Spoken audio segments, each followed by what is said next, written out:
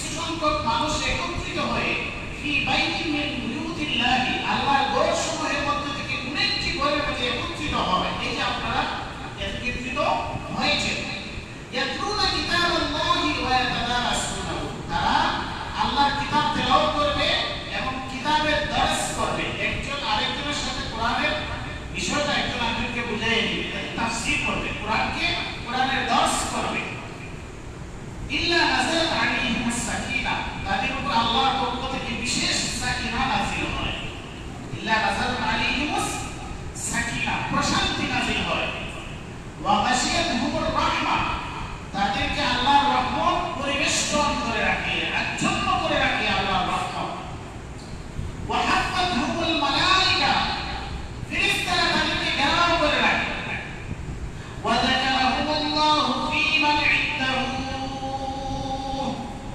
আর আল্লাহর কাছে যারা আছেন যেসব সম্মানিত ফেরেশতা, তাদের মজলিসে আল্লাহ তাদেরকে নিয়ে আলোচনা করে।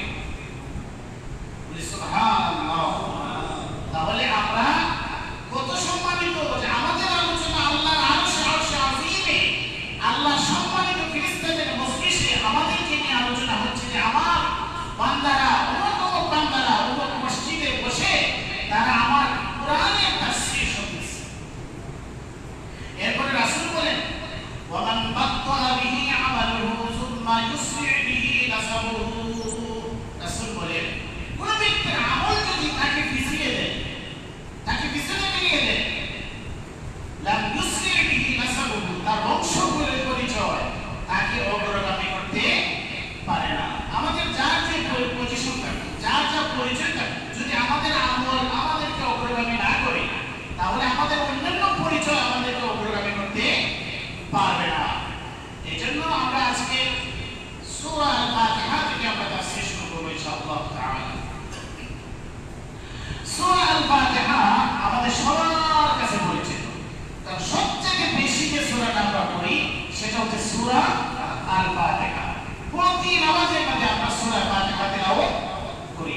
সূরা আল-ফাতিহা পবিত্র কোরআনুল কারীমের সর্বপ্রথম সূরা। কোরআনের কোন বিশ্বাসের বিন্যাস হিসেবে সর্বপ্রথম সূরা সূরা ফাতিহা। সূরা ফাতিহার মাধ্যমে কোরআন সূচনা হয়েছে। আর নাযিলের দ্বিতীয় পরিপূর্ণ কমপ্লিট সূরা সর্বপ্রথম সূরা ফাতিহা নাযিল হয়েছে। আমরা জানি ইকরা বিসমি নাযিল হয়েছে বা সূরা মুদাসসির, এগুলো কমপ্লিট সূরা নয়, কিছু কিছু আয়াত, কিন্তু কমপ্লিট সূরা নাযিল হয়েছে সর্বপ্রথম সূরা আল-ফাতিহা।